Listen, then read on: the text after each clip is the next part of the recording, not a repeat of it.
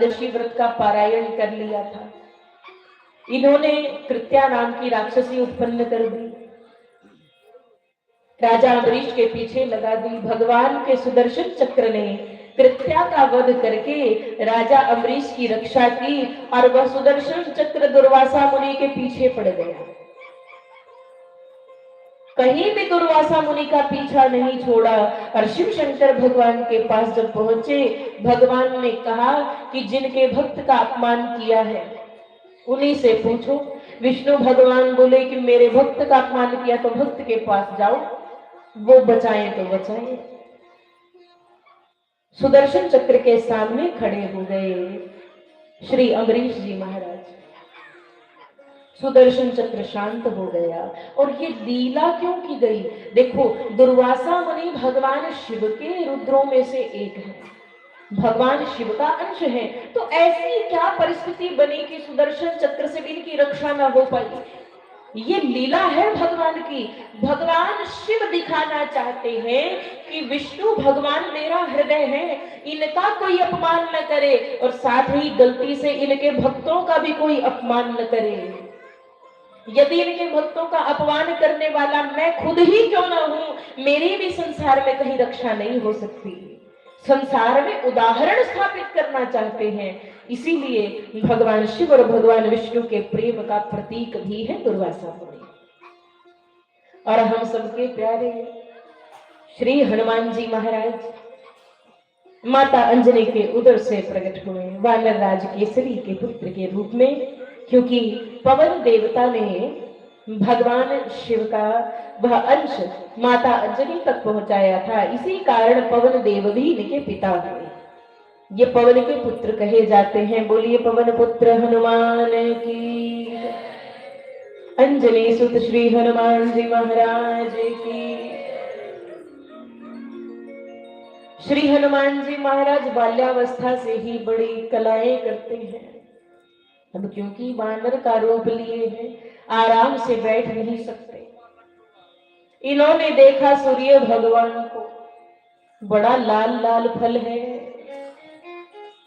उड़ चले और भगवान सूर्य को निगल लिया, मुख में डाल लिया। देवताओं ने छुड़ाने का प्रयास किया। राहु भी सोचे कि जो काम मुझे करना चाहिए वो ये क्यों कर रहा है।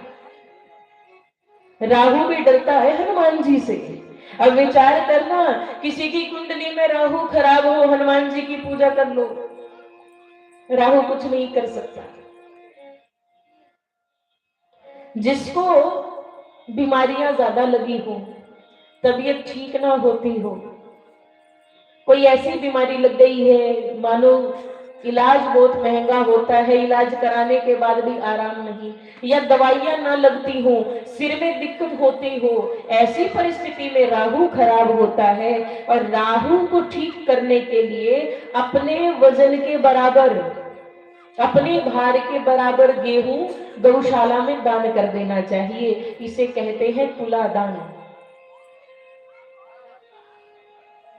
जिसे दवाई ना लगती हो उसे तो तुलादान जरूर करवाना चाहिए। कितना खर्चा आ जाता है गेहूं दान करने में? 100 किलो गेहूं भी हो तो भी थोड़ा ही खर्चा, इतना ज्यादा तो है। और गौ माता की कृपा जब मिलेगी तुलादान करने से, बहुत जल्दी आराम होता है। बोले सच्चिदानंद भगवान की, शिव शंकर भगवान की। महर्षि दुर्वासा ने कुछ लीलाएं और भी की थी, जिनका वर्णन हम कल की कथा में सुनेंगे। किस प्रकार से समुद्र मंथन हुआ, बड़ी आनंदमयी कथाएं होंगी। कल की कथा में हम भगवान के 12 ज्योतिर्लिंगों की कथा का श्रवण करेंगे। इसलिए आपसे निवेदन है, आप सब लोग समय पर पहुंचेंगे। हम तो पूछते रहते कितने लोग बैठे हैं, कहते महाराज जी 2, अब 3 हो गए, अब 4 हो गए। 2:30 बजे तक भी यहाँ पर 4:30 लोग मिलते हैं। 4:30 कैसे बैठे तो यहाँ होंगे। हाँ भैया कहाँ पहुंचे, फोन पे लगे रहेंगे।